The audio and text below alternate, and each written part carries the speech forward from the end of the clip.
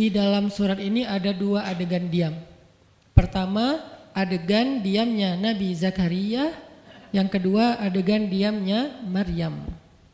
Surat 19, surat Maryam, ayat 10.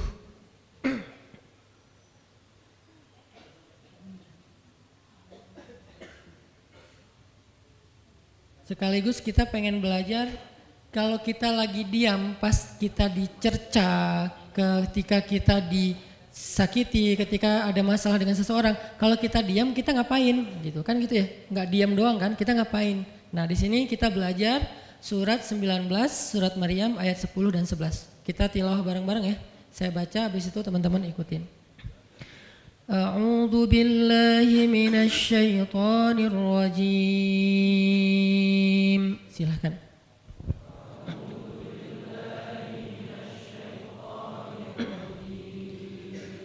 Bismillahirrahmanirrahim.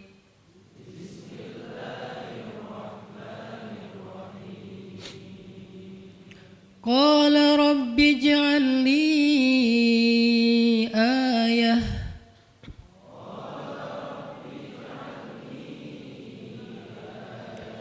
Qala ayatuka alla tukalliman nasa thalatha layalin sawiyya.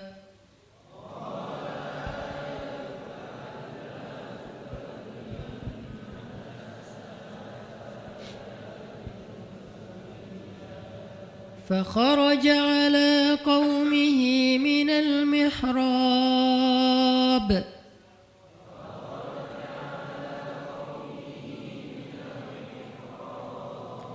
فأوحى إليهم أن سبحوا بكرة وعشيا.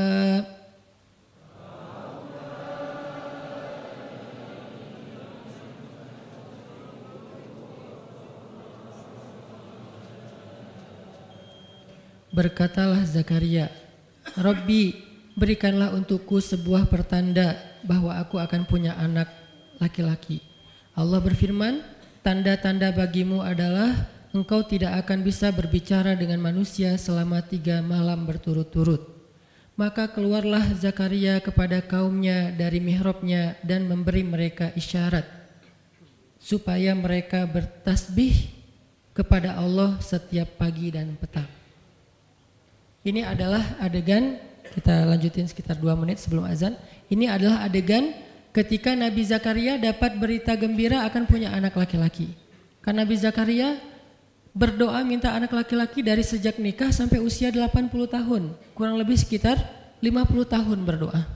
Lama banget, ya Allah beri anak, ya Allah beri anak. Sampai iparnya udah punya anak keren namanya Maryam. Iparnya adalah Imran. Udah punya anak keren banget, cewek, solehah, dari kecil udah beribadah di Masjidil Aqsa. Zakaria masih minta anak, ya Allah, ya Allah, ya Allah. Sampai puncaknya Zakaria ngelihat Maryam dapat makanan dari langit. Zakaria datang ke mihrab Maryam, terus di situ udah ada makanan yang bukan dibawa oleh Zakaria. Zakaria nanya, anna laki hadza ya Maryam. Maryam dapat dari mana makanan ini? Kata Maryam, huwa min indillah, dari Allah, kata Maryam. Gimana caranya? Kata Maryam, Allah punya cara sendiri. Allah yarzuqu may yasha bighairi hisab. Terserah Allah gitu.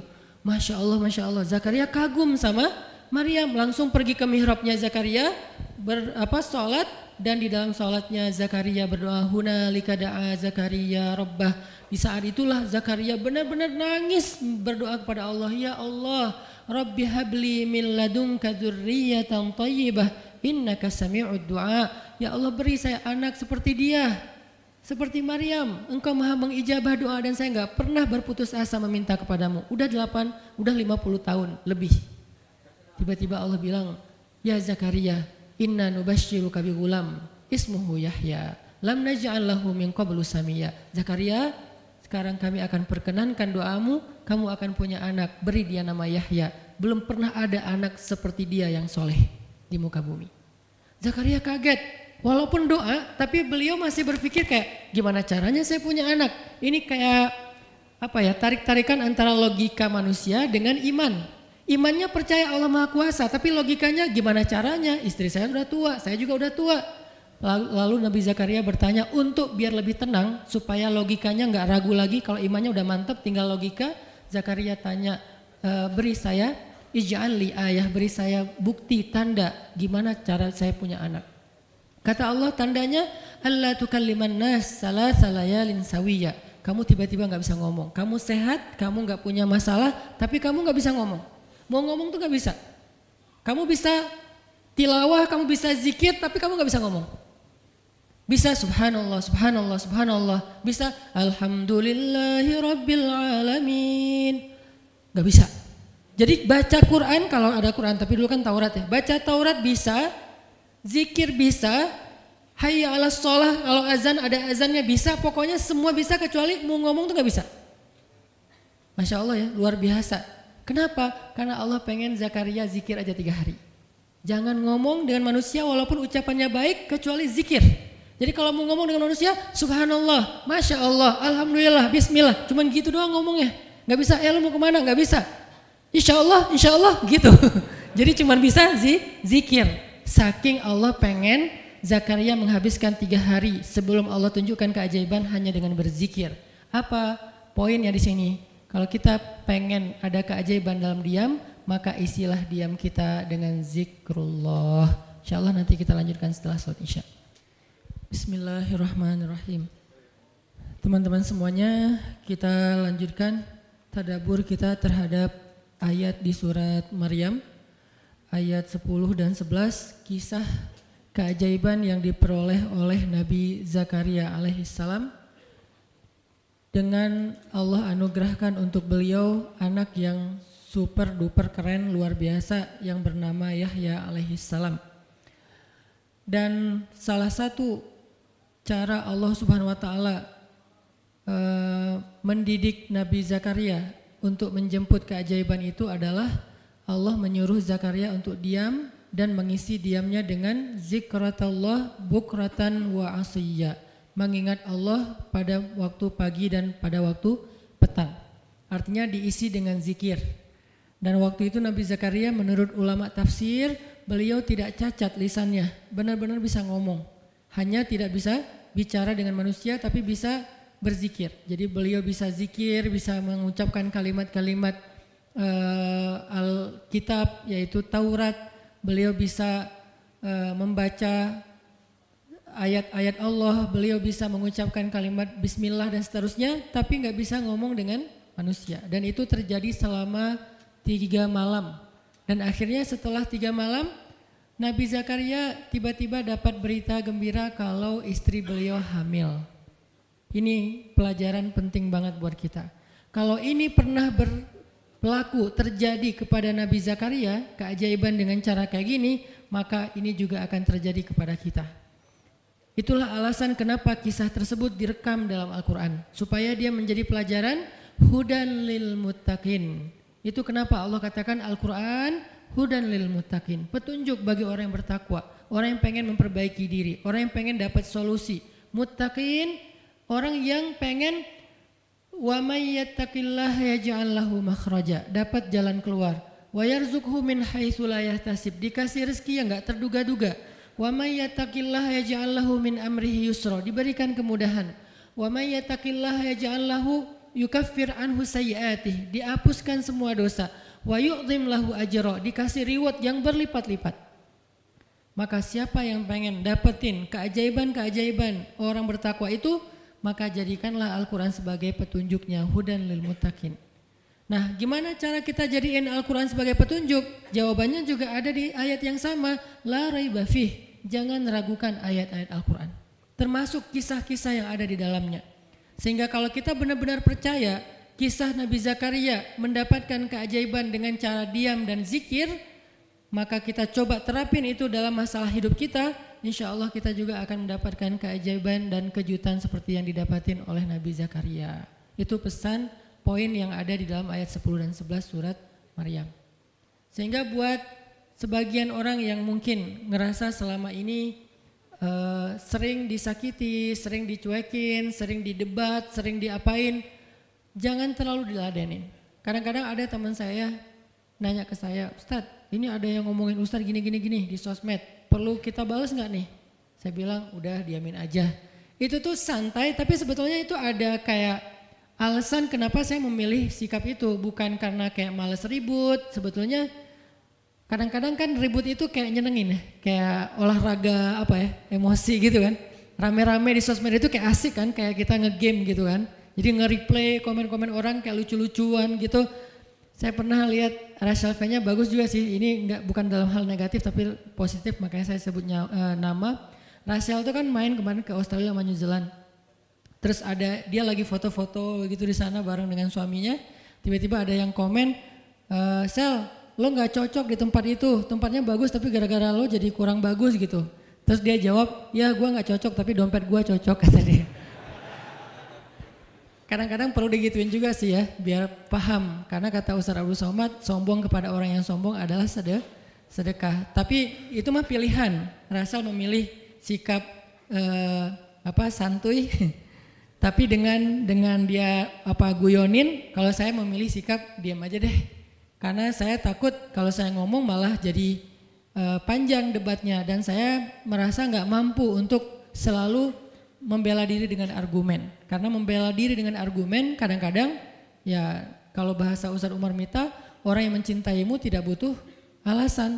Orang yang membencimu tidak akan menerima alasan. Jadi kayak ya udahlah, diamin aja. Ternyata dengan kita diam muncul aja keajaiban. Banyak keajaiban. Jadi benar-benar saya percaya banget diam itu tuh keajaiban. Dan itu berlaku dalam dakwah, berlaku dalam masalah keluarga. Ketika istri lagi ngambek, dia misalnya komen panjang di sosmed, di WhatsApp misalnya, dia kayak misalnya namanya juga lagi ngambek ya, ngomong panjang di WhatsApp.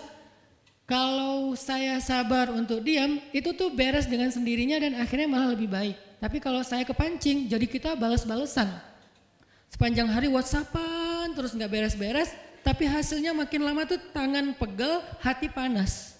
Karena kayak pengen dia balas apa? Oh balasin lagi, balasin lagi. Terus aja gitu habis energi dan kerasa gitu capeknya tuh luar biasa. Tiba-tiba muka jadi lebih tua gitu kan ya. Tiba-tiba berkerut semua, terus warna kulit makin doff gitu. Ini gara-gara efek stres kali ya. Jadi intinya adalah jangan diladenin, diamin aja setelah kita klarifikasi fitnah. Kalau itu berbentuk fitnah, tetap kita butuh tabayun. Klarifikasi biar tidak menyebar fitnah. Tapi beres klarifikasi nggak usah diperpanjang. Berapa kali mungkin teman-teman ngelihat, mungkin saya pernah nggak ada apa-apanya sih dibandingkan Ustadz Felix. Kalau beliau lebih pro lah dalam masalah kayak gini. Kalau saya beberapa kali dibully di sosmed, pernah nggak saya ladenin? Hampir nggak pernah. Cuman klarifikasi maksudnya, udah beres, diamin aja, diamin. Sepahit apapun, sepanas apapun kalimatnya, yang kadang-kadang Ustadz nggak baca. Penasaran soalnya. Kalau kita diam karena nggak baca mungkin nggak ada challenge-nya kan. Ini baca komennya semua sampai ribuan itu satu-satu dibaca tuh. Oh gini ya, bisa gini ya orang ngomong teh. Terus aja dibacain satu-satu. Capek cari air putih, minum lagi, baca lagi gitu. Terus sampai beres dibaca itu. Mungkin 2 hari lah baru khatam. Saking banyaknya komen. Tapi mencoba lagi belajar, bukan udah jago enggak, sama sekali enggak, mencoba lagi belajar, bisa enggak setelah udah panas banget, gergetan banget beberapa, udah bisa banget tuh dibalesin, di replay, jangan deh. Ada yang udah di replay panjang, dihapus lagi enggak jadi. Kenapa? Karena masih belajar yakin diam itu keajaiban. Dan selama ini saya ngebuktiin diam itu emang keajaiban. Kenapa? Karena Allah pernah mengisahkan kisah Zakaria dan kisah-kisah yang lain, bagaimana mereka dapetin keajaiban dengan cara diam. Ini yang kita coba pengen rubah sedikit persepsi kita. Enggak selalu bela diri dengan ngomong, kadang kita bela diri itu dengan diam. Enggak selalu kita dapetin keajaiban itu dengan hanya mengandalkan manusia, tapi justru kita dapetin keajaiban saat kita mengandalkan Allah Subhanahu wa taala. Itu tuh dahsyat. Yang kedua, sekarang setelah Nabi Zakaria dapat keajaiban anak yang soleh banget, sampai Allah kisahkan di ayat 13 gimana solehnya dia, 14, 15 dan seterusnya. Sekarang kita baca kisah kedua, yaitu kisah Sayyidah Maryam. Yaitu ada di ayat 26. Petikannya ada di, cuplikannya ada di ayat 26. Kalau kisah Maryam mah dimulai dari ayat 16 ya. Tapi yang masalah diam itu ada di ayat 26, 27, 28 dan 29. Bismillahirrahmanirrahim. Silahkan.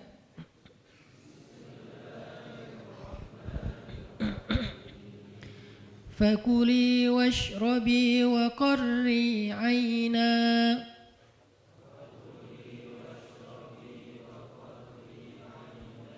fa imma tarayinna minal bashari ahadan fakuli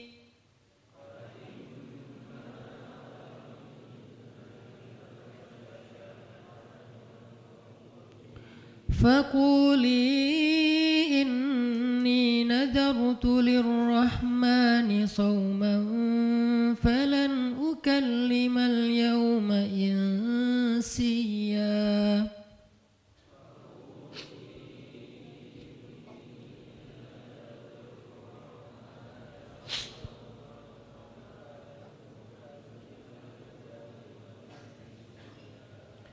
فأتت به قومها تحمله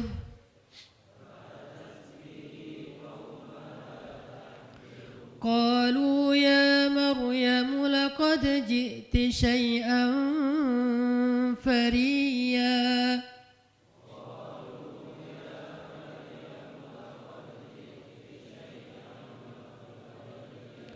يا أخت هارون ما كان أبوك امرأ سوء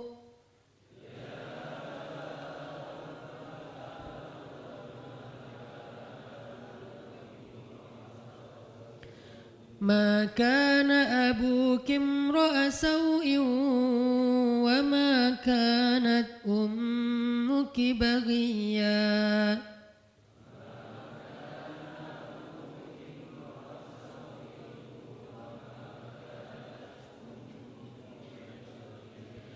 فأشارت إليه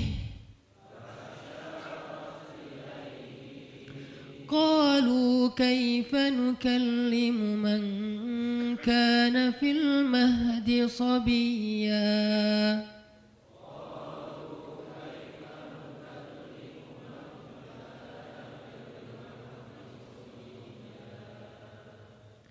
Dan maka makan dan minumlah dan bersenang hatilah engkau wahai Maryam, dan jika engkau bertemu dengan seseorang katakanlah sesungguhnya saya telah berazam untuk berpuasa pada hari ini dan saya tidak akan berbicara dengan manusia pada hari ini. Lalu Maryam pun datang kepada kaumnya sambil menggendong bayinya. Kaumnya berkata, wahai Maryam, engkau datang kepada kami dengan membawa kalau bahasa kita tuh pembawa apa istilahnya, sial, apa ya, dengan membawa keburukan. Jadi kayak dianggap pembawa kesialan. Wahai saudari Harun, sesungguhnya ayahmu bukanlah seorang yang nista ataupun pendosa, dan begitu juga dengan ibumu bukanlah perempuan yang hina. Lalu Maryam memberi isyarat, fa asyarat ilaih, memberi isyarat dengan menunjuk ke arah bayinya. Lalu mereka berkata, bagaimana kami akan berbicara dengan seorang bayi yang masih digendong oleh ibunya, maksudnya masih terlalu kecil. Ini adalah cuplikan adegan Maryam ketika baru pulang kampung. Jadi ceritanya di ayat sebelumnya, ketika kandungan Maryam semakin besar dan enggak bisa disembunyikan dari penglihatan manusia, Maryam pun pergi menjauh ke sebuah tempat yang tidak ada siapa-siapa. Fahamalathu fantabadat bihi makanan qasiyya. Dia menjauh, mengucilkan diri ke tempat yang enggak dilihat oleh siapa-siapa sampai melahirkan. Jadi kurang lebih sekitar 3 bulan 4 bulan Maryam enggak ada di Al-Quds, enggak ada di di Masjidil Aqsa dan sekitarnya. Dia pergi mengasingkan dirinya supaya tidak ada yang menghujat Maryam karena ngelihat perutnya sudah semakin besar dan dia enggak punya suami. Setelah melahirkan, akhirnya Allah perintahkan Maryam untuk pulang. Setelah Allah ngasih makan, minum dan kebahagiaan buat Maryam, fakuli washrobi wa qarri aina, dengan adegan korma yang menjatuhkan buah-buah rutop dan seterusnya, pulanglah Maryam. Nah, Maryam tahu ketika dia pulang dengan membawa bayi, dia pasti akan dihujat, dicela, dicaci maki, dibully oleh kaumnya. Lalu Allah memberi kepada Maryam bekal. Gimana cara ngadepin yang kayak gitu-gitu?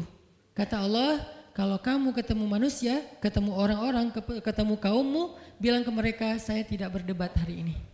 Saya nggak akan berdebat. Jadi dia tetap bisa ngomong. Tapi dia bilang, saya nggak akan berdebat. Saya nggak akan bicara dengan siapapun hari ini karena saya sudah bernazar untuk diam. Bilang kayak gitu kepada kaummu. Maka fa'atat bihi qaumaha tahmiluh. Maka datanglah Maryam kepada Al-Quds, kepada kota Al-Quds dengan membawa bayinya yang digendong. Datang. Baru dari ujung kota kelihatan Maryam, muncullah orang-orang Bani Israel semuanya rame di pasar-pasar mereka, semuanya menghadang Maryam. Maryam tiba-tiba dihadang di gerbang kota Al-Quds. Gak boleh masuk kota Al-Quds. Tadinya ada yang satu orang lihat, Maryam, langsung dia datang ke kota, dia umumkan ke semua orang, wahai Bani Israel, perempuan yang hina yang kita cari-cari sekarang sudah datang membawa bayi haramnya, membawa bayi selingkuhnya, membawa bayi hasil zinanya. Akhirnya orang-orang yang ada di Masjidil Aqsa, yang ada di rumah-rumah, yang ada di pasar, semuanya berkumpul di depan gerbang kota. Menghalang Maryam masuk. Kebayang gak perasaan Maryam? Padahal dia itu lahir di situ, dia beribadah di situ, ayahnya orang situ, ulama pula, pamannya Nabi pula di situ, tapi dia sekarang dihadang oleh semua penduduk Al-Aqsa, penduduk Al-Quds, Bani Israel. Ketika Maryam mendekat, mereka mengatakan, ya Maryam, laqad ji'ti syai'an fariya. Ini bahasa Al-Quran. Kalau aslinya lebih tercela daripada ini, karena ini bahasa Al-Quran yang tinggi, Allah menggunakan bahasa simbolik saja. Yang terjadi, mereka mencela Maryam. Mereka bilang, Maryam kamu pembawa sial, Maryam kamu perempuan hina, Maryam kamu tukang zina, Maryam kamu selingkuh, Maryam kamu ternyata pelakor, segala macam. Kebayang gak seorang perempuan yang mulia dituduh dengan kata-kata kayak gini? Sedih, pengen jawab, pengen bilang, saya ini gak pernah berbuat dosa, ini nih Allah yang ngasih kepada saya gak punya suami dan saya diberikan anak yang suci dan segala macam. Enggak. Tanya kepada Zakaria kalau nggak percaya, saya punya buktinya segala macam, nggak usah, diam aja. Maryam bisa ngomong kalau mau. Maryam by the way adalah perempuan secerdas Sayyidah Aisyah. Dia itu kayak Aisyah cerdasnya, kayak Khadijah bijaksananya, kayak Fatimah lembutnya, kayak Asiyah sabarnya. Maryam itu istimewa. Sampai sebagian ulama mengatakan Maryam satu-satunya nabi dari perempuan, satu-satunya nabi dari golongan perempuan. Sebagian kecil ulama ada yang menyebutkan demikian, sehingga mereka menyebut Maryam alaihassalam. Saking Maryam ini keren banget, istimewa banget. Tapi jumhur ulama sejarah mengatakan Maryam bukan nabi, tapi dia perempuan solehah, orang soleh, bahkan satu dari 4 perempuan sempurna di muka bumi, dan tidak ada yang kelima. Cuman ada 4. Kamula minar rijali katsir, kata Nabi. Laki-laki yang sempurna itu banyak, yaitu para rasul dan para nabi. Walam yakmul minan nisa illa arba'ah. Tidak ada perempuan yang sempurna kecuali 4. Asiyah istri Fir'aun, kemudian Maryam anaknya Imran, kemudian Khadijah istri Rasulullah, dan Fatimah bintu Rasulullah. Artinya Maryam ini istimewa banget. Dia kalau mau argumen, dalilnya lebih banyak daripada para rabi-rabi Yahudi yang ada di situ. Karena ketika Maryam dulu berkhidmat di Masjidil Aqsa, Maryam itu nggak belajar seperti yang lain-lain, karena kan dulu orang Bani Israel itu paling anti sama cewek ya. Buat mereka perempuan itu kasta kedua, seolah-olah perempuan itu nggak punya hak yang sama dengan laki-laki. Laki-laki punya hak belajar di Masjidil Aqsa, perempuan nggak boleh. Ini kesenjangan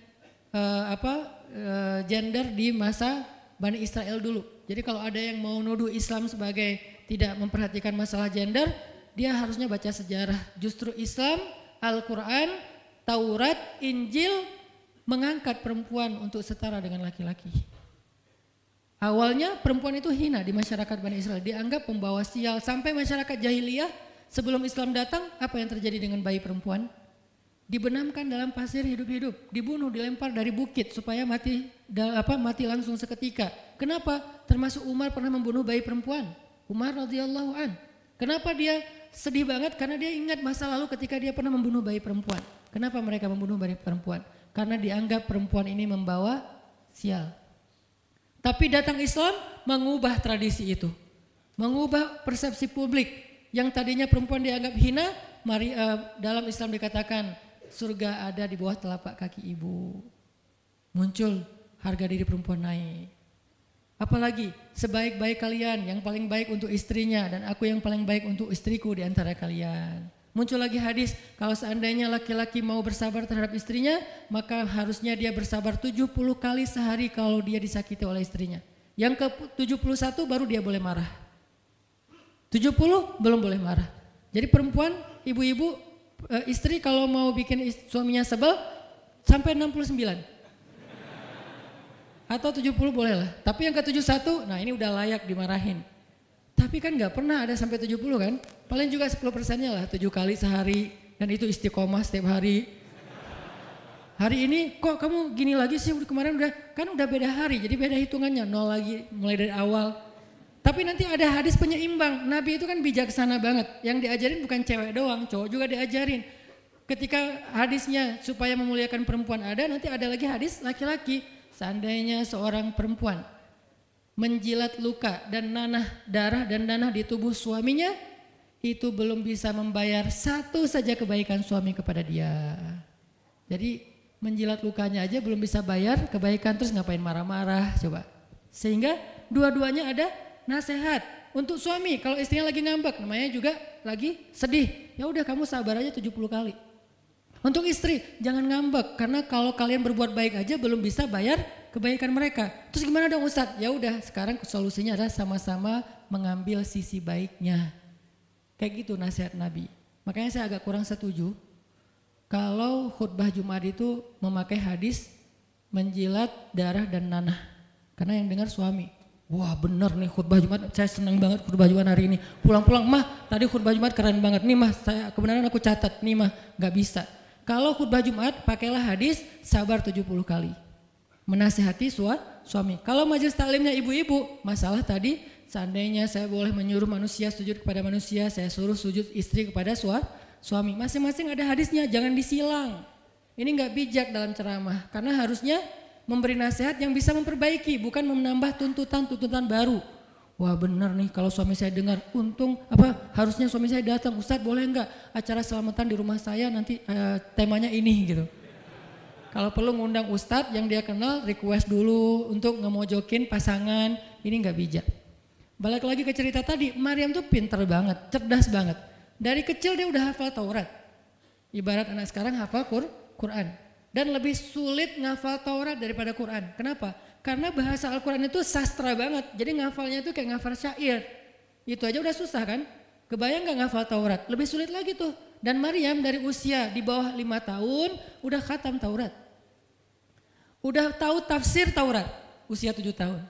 Bahkan saking keren dan pinternya Maryam, kadang-kadang ketika Maryam ngobrolin tentang Taurat sama Zakaria, itu Zakaria sampai geleng-geleng kepala. Maryam, gitu maksudnya? Sampai nanya ke Maryam. Gitu maksudnya. Maryam ngomongnya ke Zakaria udah kayak ngajar gitu. Saking pinternya Maryam. Jadi hadis-hadis Zakaria Maryam hafal. Kan para anbiya tuh punya hadis kan? Hadis Zakaria dihafal oleh Maryam. Tauratnya Musa dihafal oleh Maryam. Kebijaksanaan para nabi dihafal oleh Maryam. Dia dari usia 10 tahun itu udah jadi ulama besar Maryam. Artinya kalau misalnya orang mau berargumen dengan Maryam, dia punya banyak bahan, dia punya banyak narasi. Dia lagian Maryam itu pintar ngomong. Tapi Maryam diam. Jadi kalau kita ngerasa pintar ngomong, pintar komen, pintar apa, tetap aja kita punya alasan harusnya kita diam. Karena Maryam yang lebih daripada kita ternyata juga diam. Akhirnya Maryam diam. Dikatakan ya ukhta Harun. Diingatkan lagi dengan kemuliaan keluarga Imran. Ya ukhta Harun ma akana abuki imra'asau wa ma kanat ummuki baghiyah. Ayah kamu itu Imran loh Maryam, kamu enggak malu punya bayi di luar pernikahan sementara keluarga kalian itu keluarga baik-baik. Apa kamu tega menyakiti ayahmu, mencoreng nama besar dan nama baik keluarga besarmu dan seterusnya. Maryam makin luar biasa, panas banget, sedih banget. Dan Maryam itu yang lebih berat lagi teman-teman. Mungkin kalau kita digituin agak kebal ya. Terutama cowok lah. Cowok kalau digituin agak kebal karena emang kurang berperasaan sih kalau cowok ya. Coba lihat dari angle cewek. Cewek itu lebih peka loh dari kita. Kita mah mungkin lebih mudah lah diam. Diomelin, diam aja. Karena kita kan orangnya agak santuy gitu kan. Kalau cewek tuh gak bisa gitu. Makanya lihat angle ini dari angle cewek. Kalau tadi Zakaria, sekarang Maryam. Dan Maryam lebih peka daripada semua cewek yang ada di muka bumi. Lebih perasa lagi daripada perempuan yang ada di muka bumi. Sangat-sangat pemalu. Saking pemalunya, ketemu cowok keren, ta'awuz coba. Cewek itu perasaannya lebih dalam daripada kita. Jadi kalau misalnya cewek-cewek, Maryam tuh gak punya, ketemu cowok keren aja dia ta'awuz. Siapa cowok keren yang ditemui Maryam? Jibril. Gabriel loh yang ditemuin. Dan waktu itu Jibril menjelma. Apa? Fatamassala laha basyaran sawiyya. Jibril menjelma sebagai basyaran sawiyya. Allah yang ngomong tuh, cowok keren. Allah yang bilang keren. Kalau kita merasa udah paling keren, menurut Allah biasa-biasa aja.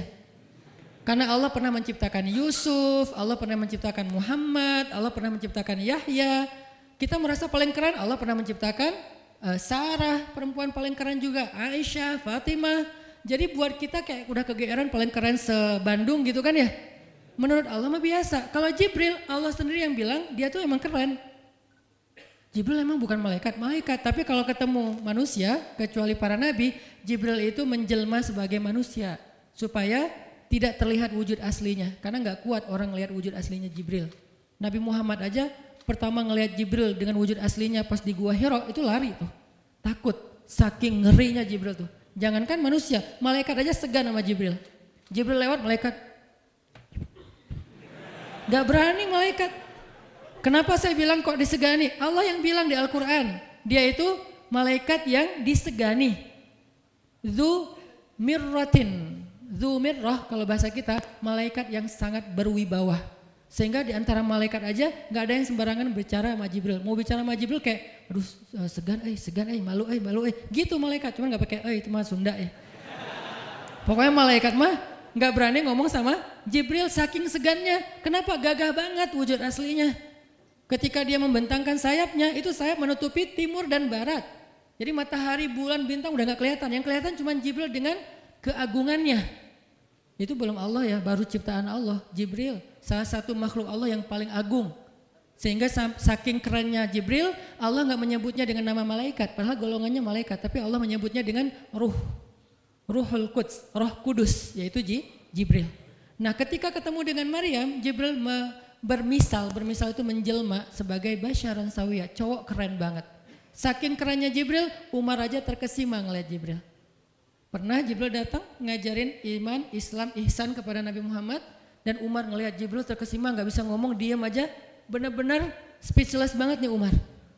Jibril udah pulang, baru Nabi nanya, Umar tahu gak itu siapa? Hah, apa Rasul? Gitu, saking masih kayak terkesima, apa Rasul? Tahu gak barusan siapa? Siapa ya Rasulullah? Saya gak kenal orang itu, kok keren banget. Kata Rasul, itulah Jibril. Masya Allah, itu Jibril? Ya Alhamdulillah bisa ngeliat Jibril langsung, tahu gitu tadi. Gitu ya. Kalau bahasa kita mah udah langsung pengen foto-foto kan sama Jibril.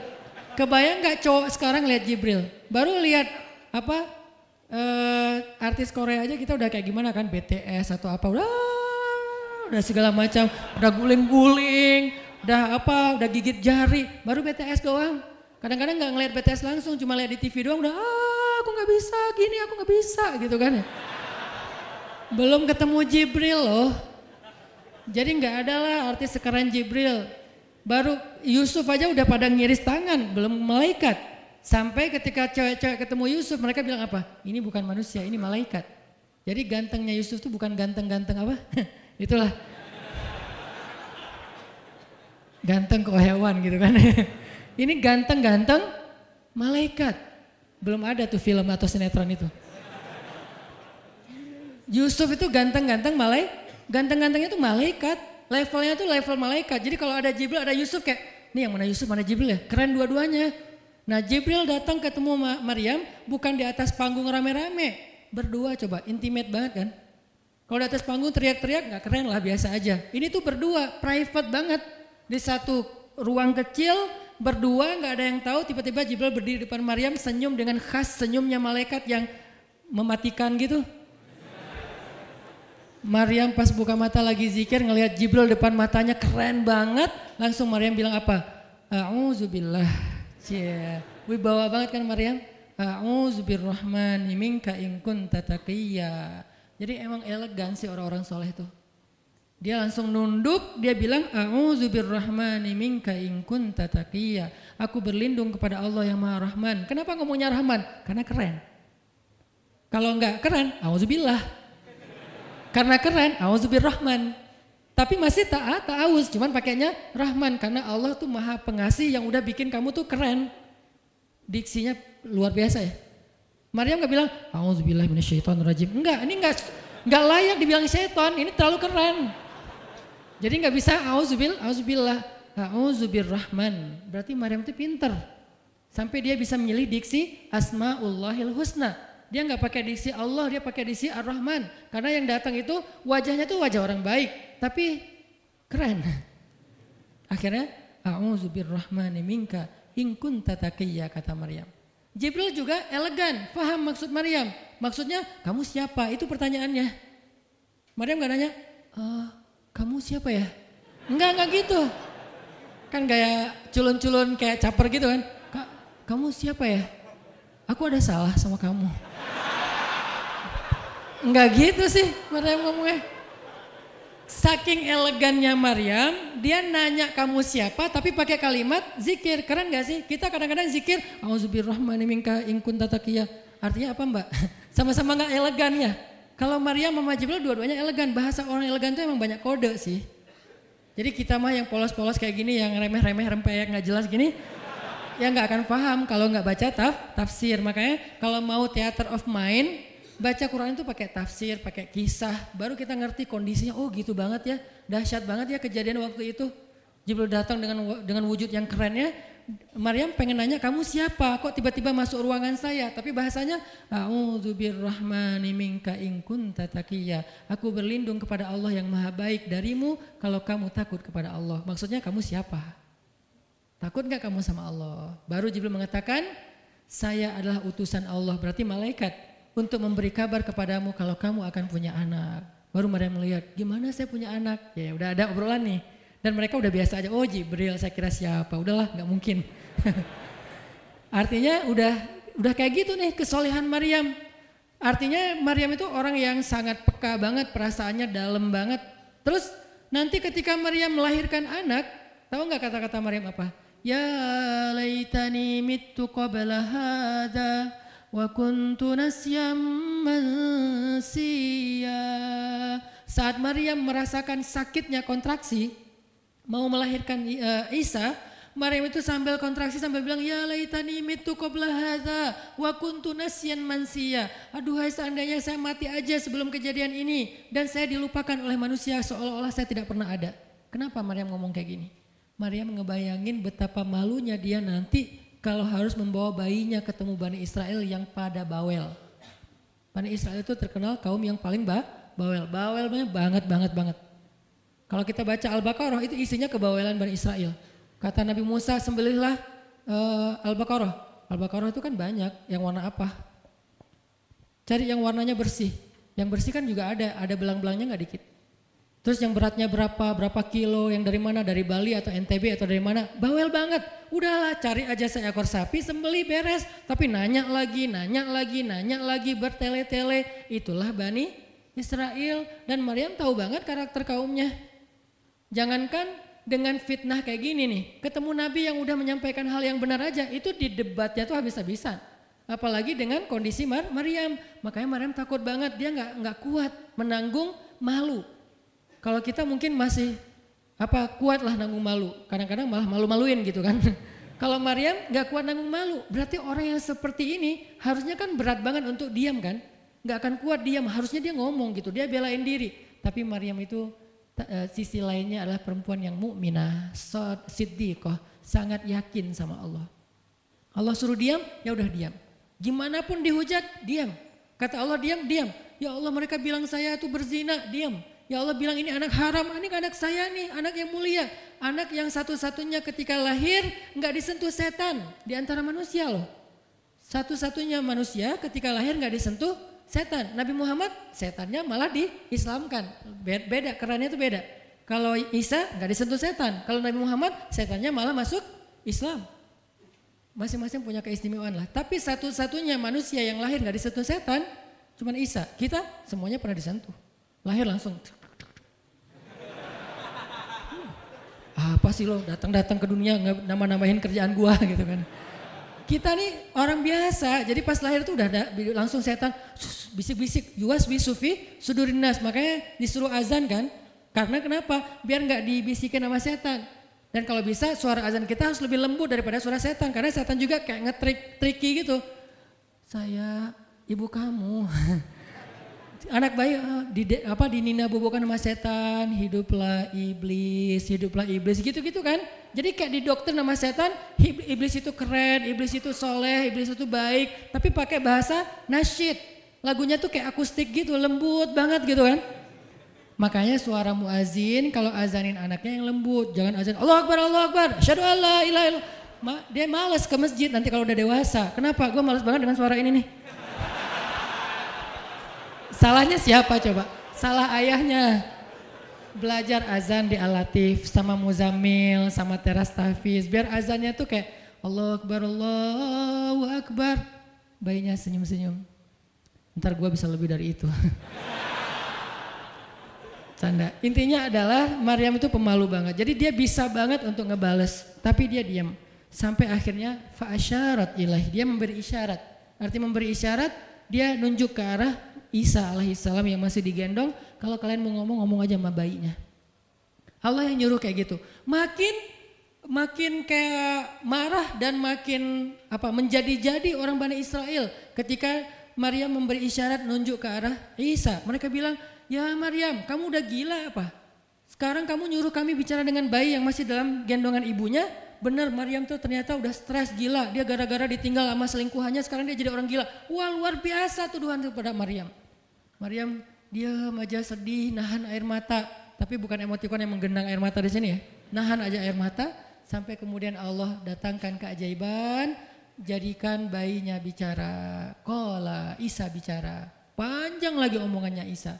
Ibuku ini baik, ibuku begini-begini, saya itu hamba Allah, saya itu anak yang suci, saya itu begini-begini, sampai beres baru mereka pada pulang karena mereka merasa terbantahkan semua tuduhan palsu mereka kepada Maryam.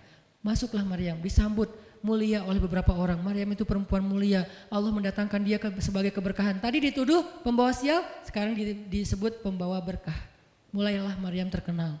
Isa dididik, kemana Isa pergi, anak-anak kecil segengnya Isa pengen jadi temannya Isa. Gue temannya Isa lo, gue temannya Isa lo. Gak lama kemudian Isa jadi temannya Yahya. Ketika dia udah bisa main sama Yahya, main berdua sama Yahya. Kemana-mana berdua, Yahya, Isa.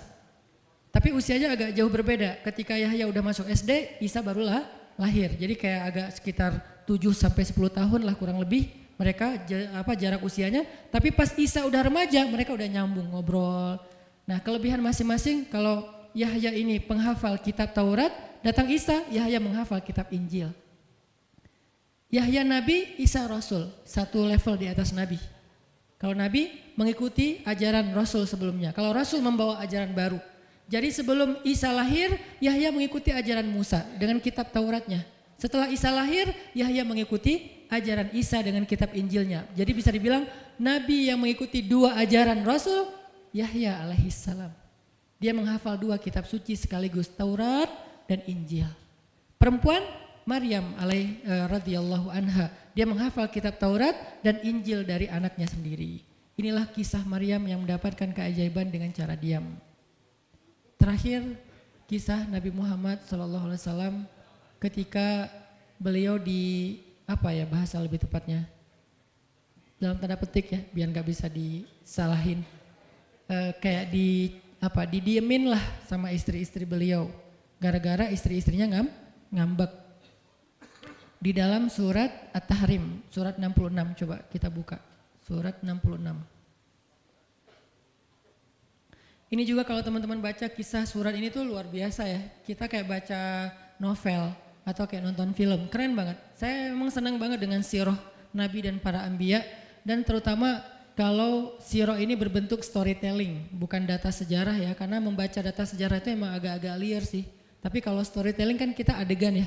Wah seru ya, seru ya, seru ya. Itu lebih keren daripada Disney, Marvel, Endgame, satu apalah.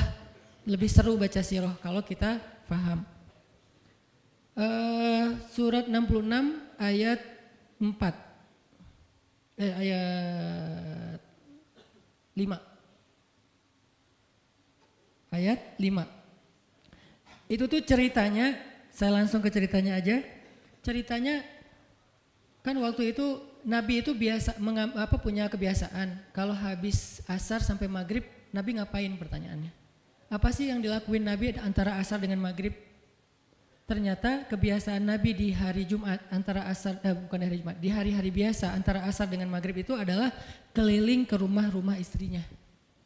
Antara asar dengan maghrib itu waktu family time lah, keliling antara rumah-rumah istrinya. Kalau nggak habis dalam satu hari, besok dilanjutin. Nah hari itu Nabi datang ke rumah Maria yang dari Mesir itu, istri beliau yang dari Mesir, Maria Kiptiyah, dan lama di rumah Maria, nggak pulang, nggak pindah-pindah gitu. Sementara Hafsah sama Aisyah udah nungguin Nabi di rumahnya Aisyah berdua, karena emang Hafsah sama Aisyah ini kan ngegeng banget ya berdua ya, kayak soulmate banget lah, walaupun sama-sama istri Nabi, tapi mereka kayak fair berdua tuh nggak ada masalah. Kalau yang dengan yang lain mereka cemburu. Nungguin di rumah Aisyah, Hafsah, Nabi di rumah siapa sih sekarang? Kata Hafsah, di rumah Maria. Kok lama banget sih di rumah Maria, dikasih makan apa sih? Gak tahu tuh, dari tadi kita tungguin gak datang-datang, kan sesama cewek nih ngobrol. Lama gak datang-datang, menjelang maghrib Nabi baru datang. Aisyah udah agak bete nih, lama banget sih giliran di Maria aja datang lama, di rumah saya lama gak datang-datang.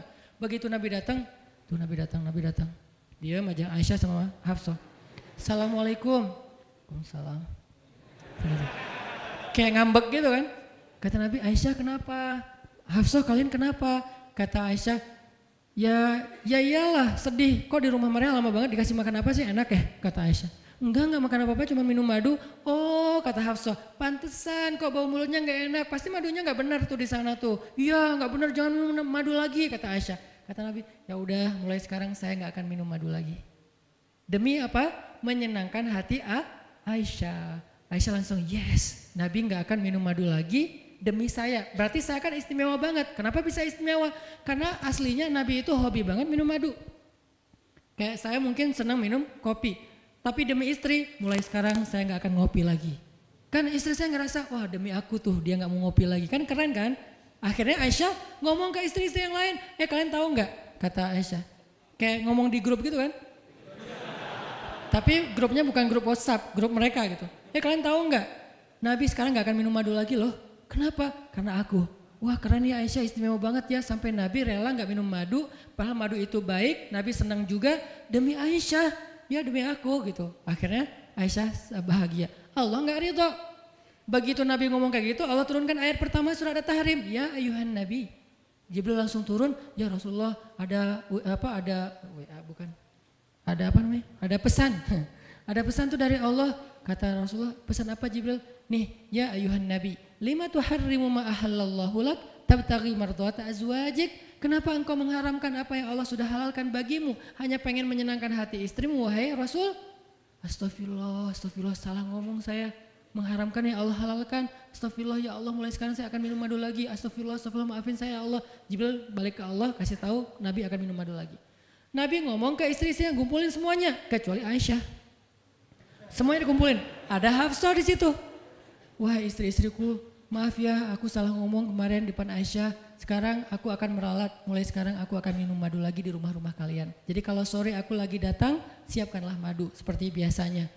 Terus istri-istri Nabi ngerasa, Masya Allah Nabi sekarang minum madu lagi demi kita. Gitu kan ya. Kan antara mereka kan saling pengen nunjukin siapa yang paling istimewa kan. Demi kita sekarang Nabi udah minum madu lagi. Nabi sampai meralat kata-katanya. Akhirnya ternyata kalimat itu sama Hafsah disampaikan ke Aisyah. Kalau bahasa sosmed kita di capture, di forward. Kan bahaya banget kan? Disampaikan ke Aisyah. Aisyah tuh lihat Nabi sekarang minum madu lagi loh. Demi siapa coba? Demi kami. Aisyah, innalillah jadi Nabi gini. Cuman Aisyah gak sampai ngomong kayak kita. Dasarnya cowok dimana aja sama gitu. Itu mah kata-kata cewek sekarang ya. Kalau Aisyah kan elegan kan gak ngomong gitu. Akhirnya pas Nabi datang Aisyah diam. Aisyah diam, kata Nabi Aisyah kenapa? Aisyah kenapa? Oh jadi gitu, di belakang ternyata sekarang minum madu lagi. Hah? Nabi langsung datangin sama Jibril. Rasulullah tahu nggak kenapa mereka rame-rame sekarang? Siapa yang ngasih tahu nih ke Aisyah? Jibril ternyata jadi penengah, makanya jangan macam-macam deh sama Nabi. Ada Jibril, ada Allah kan, susah gitu membuat rahasia. Tahu nggak Rasulullah kenapa Aisyah ngambek? Kenapa wahai Jibril? Gara-gara Hafsah ngebocorin rahasia Nabi kepada Aisyah. Oh ini kerjaan Hafsah kata Nabi. Oke, Hafsah. Panggil nih Hafsah. Dipanggil Hafsah, kata Nabi Hafsah, kamu udah membocorkan rahasia saya. Ini menurut sebagian tafsir. Memang ada banyak tafsir sih. Salah satu tafsirnya kayak gitu. Hafsah, kamu udah membocorkan rahasia aku. Dan sekarang istri-istri pada ngambek. Istri yang lain juga ikut ngambek sekarang gara-gara Nabi kayak sekali minum madu, sekali nggak minum madu. Yang lain pada diam semuanya. Datang ke rumah Ummu Salamah. Assalamualaikum, Ummu Salamah, waalaikumsalam. Tadi kayak aku belum selesai jemuran, dah langsung pergi jemuran. Gak mau ngomong sama Nabi. Maria, assalamualaikum, waalaikumsalam. Kayaknya tadi aku lagi sibuk nyetrika deh. Jadi gak ada yang mau ngomong sama Nabi, diam semuanya. Nabi kan jadi sedih kan. Gara-gara siapa coba? Gara-gara Hafsah.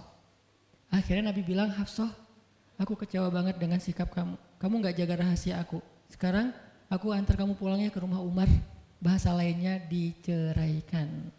Hafsah dicerain sama Nabi. Kerennya Hafsah pas digituin, dia cuma nangis. Dia gak bilang, ya Rasulullah, Rasul tega nyerahin saya, terus saya gimana? Gitu. Enggak. Rasulullah cuma masalah madu doang, cuma masalah capture dan saya forward doang kayak gitu langsung diceraikan. Tega banget sih Rasulullah. Rasulullah gak punya hati apa? Enggak. Hafsah tuh diam. Ini nih keajaiban diam yang lain ya. Diceraikan sama Nabi. Innalillah, astagfirullahaladzim. Hafsah yuk kita pulang ke rumah Umar. Iya ya Rasulullah, pulang aja. Baik banget nih Hafsah, soleha banget. Jadi by the way emang semua istri Nabi itu soleha, cuman namanya perempuan kadang-kadang muncul sifat dasarnya mereka cemburu, mereka sedih, mereka baper. Tapi itu manusiawi dan perempuan yang soleha pun merasakan hal itu. Hafsah pulang ke rumah Umar. Assalamualaikum, waalaikumsalam, dibuka sama Umar. Ya Rasulullah, Hafsah langsung masuk ke kamarnya. Hah? Ya Rasulullah, anak saya bikin salah apa? Pasti dia nyakitin Rasulullah ya. Maaf ya Rasulullah. Langsung Umar marah-marah. Hafsah, kamu ngapain sama Rasulullah? Hafsah diam aja, dimarahin habis-habisan sama Umar. Umar tahu sendiri sayang banget kan sama Nabi. Ketika ada masalah antara Nabi dengan anaknya pasti yang dimarahin anaknya, bukan Nabi. Nabi pulang, Hafsah diomelin sama Umar, diam aja nggak ngomong apa-apa, diam. Akhirnya Jibril turun. Jibril turun, ya Rasulullah ada pesan dari Allah. Apa wahai Jibril? Di surat At-Tolak, surat putus. Kan At-Tolak itu artinya diputusin. Bahasa ini pesantrennya dicerai. Turun surat At-Tolak. Kata Jibril, Allah nyuruh kamu raji'ha ya Rasulullah, raji'ha innaha qawwamah sawwamah fa innaha min azwajika fil jannah. Wahai Rasulullah, rujuk Hafsah, rujuk Hafsah. Disuruh rujuk. Allah enggak redha Rasul menceraikan Hafsah. Tahu enggak kenapa Allah begitu membela Hafsah ketika Hafsah ada masalah dengan Rasul? Salah satunya karena Hafsah diam. Harusnya Allah ngebela Rasul, Umar aja ngebela Rasul, sahabat-sahabat ngebela Rasul karena Rasulullah selalu benar. Tapi Allah ngebela Hafsah, kenapa? Karena Hafsah diam, sebegitu ajaibnya diam. Sampai ketika ada seorang perempuan bermasalah dengan kekasih Allah, Allah malah membela perempuan ini, bukan kekasihnya. Raji'ha ya Muhammad, rujuk Hafsah, dia itu istrimu di dunia dan di surga. Akhirnya Rasulullah, jadi saya rujuk wahai Umar, ya Hafsah masih nangis di kamarnya. Balik lagi Rasulullah naik onta ke rumah Hafsah, assalamualaikum, waalaikumsalam. Ya Rasulullah, udah saya marahin tuh. Hafsah kata Umar, udah gak apa-apa Rasulullah, udah gak usah bersedih, udah saya marahin habis-habisan dia tuh. Kata Rasulullah, Umar, aku pengen ngomong sama Hafsah. Ya Rasulullah jangan, biar saya aja ngomong, dia emang gak bisa ketemu sama Rasul. Ya Umar, aku pengen ketemu sama istriku. Hah, istrimu? Hafsah, itu Rasulullah. Keluar lagi Hafsah, soleha banget, lembut banget, keluar. Ada apa ya Rasul? Hafsah tuh gak marah-marah. Ada apa ya Rasul? Hafsah, aku pengen ngomong sama kamu. Umar diam bingung. Kata Rasulullah, Hafsah, aku ingin ajak kamu balikan. Romantis gak sih? Rasul pengen ngajak Hafsah balikan. Kok balikan sih Ustaz? Ya rujuk kan balikan. Rujuk artinya kembali ya balikan. Hafsah balikan yuk. Umar bingung, hah balikan? Hafsah, Allah yang nyuruh aku untuk merujuk kamu. Umar makin bingung, Hafsah kamu keren banget. Sampai Allah belain kamu gitu. Kata Nabi Hafsah, Allah turunkan ayat khusus tentang kamu di surat ini. Umar makin bingung, sampai turun ayat, Masya Allah, anakku ini subhanallah, Masya Allah gitu kan ya. Akhirnya, ya Rasulullah, Allah sampai turunkan ayat tentang masalah ini. Alhamdulillah, Hafsah sujud syukur, Hafsah nangis, Hafsah langsung meluk Rasul. Umar, aduh gimana nih? Udah beres gitu, Hafsah dibawa pulang sama Rasul, boncengan berdua. Hafsah boncengan sama Rasul. Naiklah mereka, mobil mereka yang bermerek onta itu. Gimana cara pulangnya? Di depan rumah Umar, Rasulullah langsung berlutut, langsung ngasih tangan buat Hafsah. Hafsah megang tangan Nabi, injak lutut Nabi, naik ke atas onta. Itu tuh romantis banget. Lalu Rasulullah bonceng Hafsah. Tadi kan cerita Hafsah dicerai sama Nabi itu kan heboh di grupnya istri-istri Nabi kan. Hafsah dicerai loh, Hafsah dicerai loh. Jangan-jangan kita juga dicerai. Soalnya Nabi udah gak mau ngomong sama kita. Astagfirullah, astagfirullah. Jadi grup Nabi, istri-istri Nabi itu pada khawatir kalau mereka juga sama nasibnya dengan Hafsah, pada bingung. Tapi tiba-tiba mereka ngelihat Hafsah pulang ke rumahnya dibonceng Nabi. Itu tuh langsung trending loh. Istri-istri Nabi, tahu nggak tuh Hafsah dirujuk sama Nabi sampai turun ayat di surat At-Talaq. Oh gitu. Wah Hafsah keren banget ya. Wah istri-istri Nabi pada cemburu pada Hafsah. Diturunkan Hafsah, yang lain pada ngintip Hafsah. Sampai masuk ke rumahnya, Nabi beres di rumah Hafsah, keluar masuk ke masjid. Dia aja di masjid. Istri yang lain Nabi nggak mau ngomong. Aisyah, Ummu Salamah, Saudah, Maria, Sofia, siapa lagi? Yang Zainab bintu Jahsy, semuanya Nabi diamin, nggak mau diajak ngomong. Datang satu-satu, ya Rasulullah mau dibuatin minum apa? Astagfirullah, subhanallah. Datang lagi Aisyah, Rasulullah capek, subhanallah. Diam semuanya, nggak ada yang mau diajak ngomong sama Nabi. Udah mereka akhirnya pada pulang bingung, nasib kita gimana ya? Tanya ke Hafsah yuk. Sekarang Hafsah jadi kayak selebritinya. Hafsah, pada datang ke rumah Hafsah. Hafsah bantuin kita dong. Sampai Aisyah aja yang tadinya kayak bisa dibilang kayak pemimpin istri-istri Nabi kan. Aisyah paling cerdas, paling disayang sama Nabi. Sekarang Aisyah diam-diam ngomong, Hafsah bantuin dong. Kita nih lagi digantung sama Nabi. Kata Hafsah. Hafsah sekarang kan kayak lagi di atas angin gitu. Kalian sih nyakitin Rasul, cie. Hafsah tuh kayak lagi masa-masanya Hafsah gitu kan. Hafsah gimana dong? Ya udah ngomong aja langsung sendiri. Rasulullah nggak mau ngomong sama kita. Ya udah coba minta tolong ke ayah kamu Aisyah, kan ayah kamu dekat sama Rasulullah. Akhirnya ngundang Abu Bakar. Ya Abu Bakar, baca deh tafsir dari ayat-ayat ini. Abu Bakar datang, ayah tolongin kami dong. Kenapa? Kami itu dianggurin sama Nabi, didiamin, digantung udah seminggu lebih. Jangan-jangan kami juga dicerai kayak Hafsah. Kalau Hafsah dicerai tapi udah dirujuk, kami gimana nasibnya? Akhirnya ya udah biar aku yang ngomong sama Rasul. Datanglah Abu Bakar ke masjid. Rasul lagi zikir. Ya Rasulullah, itu istri-istrimu mutus saya, subhanallah. Ya Rasulullah, Masya Allah. Ya Rasulullah, la ilaha illallah. Abu Bakar aja Rasul gak mau ngomong sama dia. Padahal Abu Bakar itu udah paling akrab sama Nabi. Abu Bakar diam, gak bisa diajak ngomong nih. Abu Bakar balik lagi ke rumah istri-istri Nabi. Kata istri-istri Nabi, gimana Abu Bakar? Astagfirullah, innalillah, gimana kalau Abu Bakar aja gak bisa, gimana yang lain? Terus akhirnya datang lagi ke Hafsah, Hafsah bantuin dong, kita udah nggak jelas nasibnya nih. Kata Hafsah, ya udah aku minta tolong ayahku ya. Hafsah masih kayak nggak mau langsung ke dia gitu. Ya udah aku minta tolong ayahku ya, panggillah Umar. Ayah bantuin mereka dong, nasib mereka sekarang lagi terkatung-katung gitu. Umar marah, kalian sih. Nah, tadi kan yang diomelin Hafsah kan, sekarang diomelin semua istri Nabi diomelin sama Umar.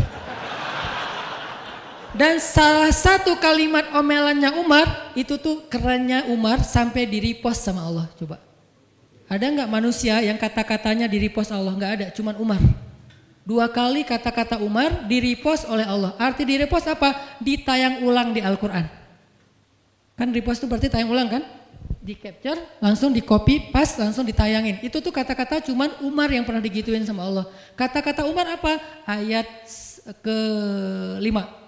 Kata Umar, kalau kalian gak minta maaf sama Nabi, Allah bisa aja mentalak kalian, menceraikan kalian dari Nabi, lalu menggantikan untuk Nabi istri yang lebih solehah, lebih hafizah, lebih bertaubat, lebih baik, lebih cantik, lebih perawan daripada kalian. Itu tuh kata Umar yang ada di ayat ke-5.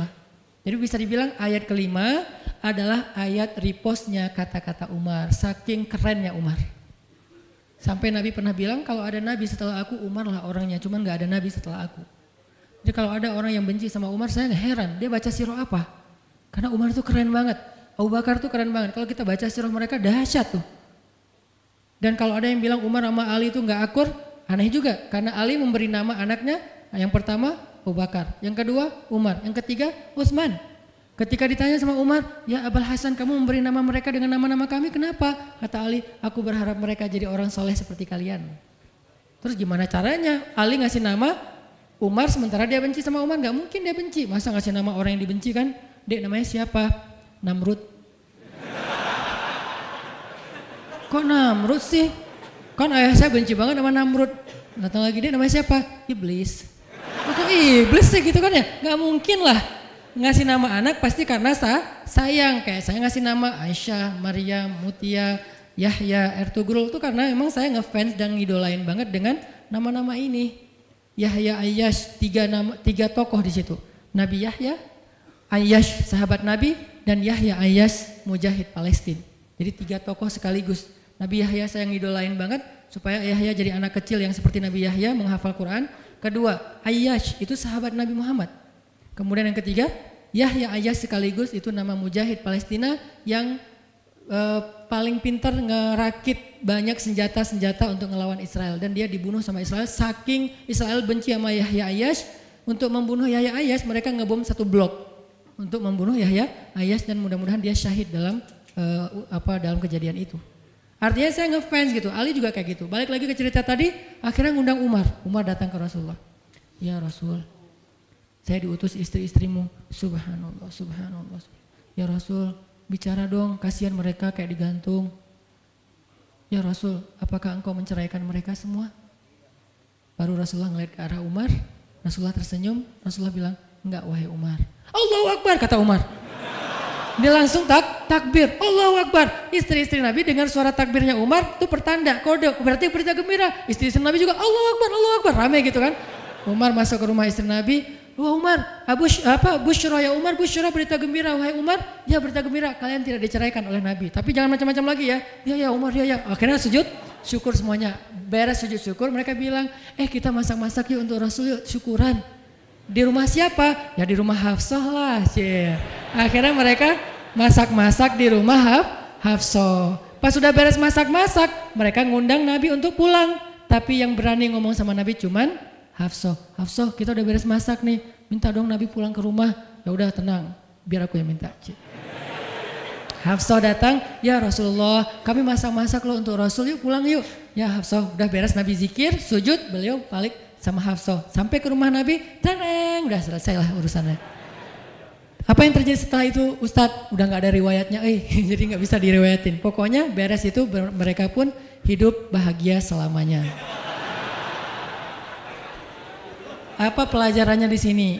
2 orang di sini dapat keajaiban lewat diam. 1 Hafsah, Allah suruh rujuk gara-gara dia diam. Kedua Nabi, diam aja sambil zikir sampai akhirnya Allah beri pelajaran yang berharga. Istri-istri yang tadinya ngambek serentak semuanya insaf bahasa kita.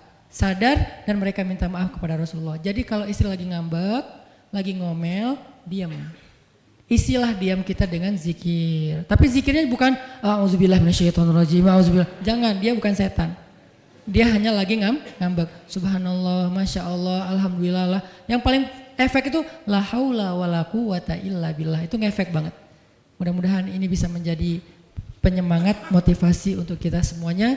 Betapa kata as-samt, as-sukut, diam aja dalam Islam itu adalah kebaikan yang luar biasa dahsyat. Mudah-mudahan itu bisa jadi behavior, perilaku kita sehari-hari, perilaku kita di sosial media, perilaku kita di jalan, di rumah, dimanapun. Sehingga orang yang sudah hijrah, udah ngaji, mukmin harusnya bisa menjadikan diam sebagai bentuk pembelaan diri kalau dia ada masalah.